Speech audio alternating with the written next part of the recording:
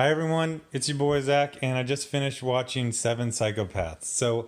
Like 2 days ago, a buddy of mine, we were talking about actually the comic book industry, and he mentioned this one funny line of dialogue from the movie.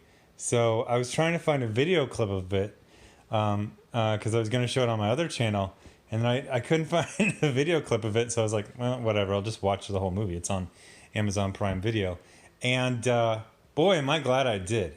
Funny thing is, it was actually in my Netflix queue like a month ago, and then I just took it out. I was like, whatever. Just looks like some. So for people who are younger or youngish, you probably don't remember like 1992 to 1998 or so. This was the years after Tarantino came on the scene, but secondarily and tertiarily, whatever, second and third, we got an entire generation of Tarantino rip-off screenwriters and directors, and then that was followed by people who ripped off the people who ripped off Tarantino. So there was a lot of just horrible, quirky pop culture hitmen movies, and it lasted till pretty much the end of the decade, the millennium. There was a couple of them into the next millennium, but it really kind of died out. The weird thing is, this movie came out in 2012, so this was like 10 years after that trend was absolutely dead. You know, the Tarantino second and third string ripoff artists. So I do remember it when it came out, and I remember just being really annoyed. The title Seven Psychopaths is such a cliche, try hard, fake edgy 1996 Tarantino ripoff that I was just like, miss me with this shit. The weird thing is that it had a really good cast. It had Sam Rockwell, Woody Harrelson, Colin Farrell, Christopher Walken, a couple other people I'm blanking on. But it was a really good cast. So then I watched it, and here's what it is. Technically, it is like a fourth generation Tarantino ripoff, but what it's really about is the bad writers who write stuff like that. So Colin Farrell plays a screenwriter, and a fairly assholish alcoholic, but kind of, I wouldn't say likable, but you could understand how he would have friends. And his friend is Sam Rockwell, who, spoilers, go see the movie. Okay, cool, you're back. Um, uh, I wonder if you could have that metric. You get all these metrics in your YouTube Creator Studio, and it's like 37% of your viewers stopped the video 3 minutes in and then came back 2 hours later.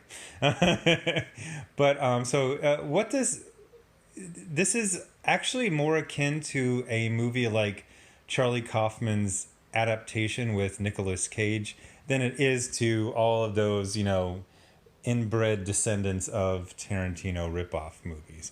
So it ends up becoming about a guy who has the idea to write a screenplay called Seven Psychopaths and the weird and crazy things that happen to him along that path.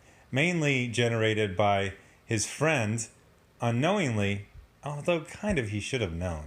The guy's job was kidnapping dogs and then giving them back to the owners for reward money. Although we're going to see eventually that it was all done to rich people who could easily, deal with the money. And this guy ends up becoming weirdly like the best friend you could ever have, even though he gets a lot of people killed and is obviously insane. But it just becomes this weird twist-through movie. I don't know really how to describe it because it's one of those movies that has so many twists and turns that they kind of fall out of your head. Like, it feels like the human brain can only hold three twists, for one movie. So you're like, is that the person who, like, at one point there's an old guy who they tell a story and then he's the guy from the story, but it's a different actor. But then he's old and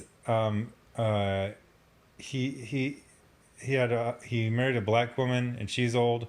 But then there's another guy who's old and he killed people just like Christopher Walken did, and he's got a black wife and they killed people, and we're like, wait, is this the same couple? am I seeing three different versions of the same guy? Like I don't even know what was real and what wasn't. The other thing I noticed about this, and again, this goes back to the thing my buddy said, is that it's really kind of shocking how much the world has changed in just 7 years. Easily half of this movie, the dialogue, would not be allowed in a current movie. And that's even like a dark, gritty crime movie. Like, even the villains couldn't say stuff that the protagonists say in this. It's a lot of what I call locker room talk. You know, this is how, guys, especially like younger or blue collar, would talk when it was just guys around. Now, oh, everyone's got a halo over their head. Bullshit, but whatever. But it's really weird. Like, you couldn't do this movie right now. It wouldn't get approved.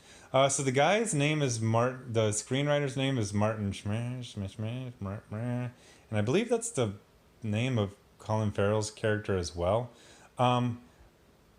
He did In Bruges. By the way, I didn't know that Bruges was a real town until In Bruges came out.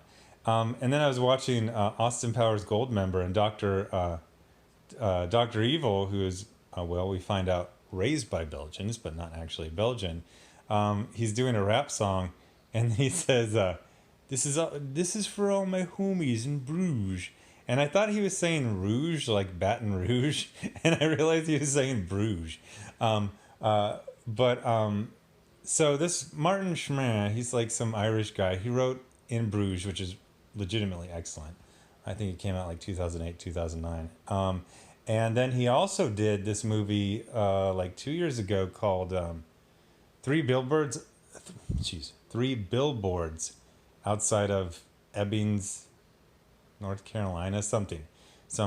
Now, I had heard about this movie, and I just assumed it was some really treacly social justice based on a true story thing. But no, it's just like this really crazy kind of Coen brothers. But I would actually say this is a lot more Coen brothers than it is Tarantino. But if you've seen, so again, getting back to Tarantino, at the very beginning, there's these two hitmen, and they're talking in this very cliche, like Tarantino ripoff style. And then Sam Rockwell's character comes up and kills him. A little too cutesy pie for me. But anyway, getting back to the Three Billboards, I thought it was going to be some like Oprah Winfrey Book of the Month Club adapted into a movie. But I guess I read the synopsis, and it's this pretty twisty, turny, violent crime movie, essentially.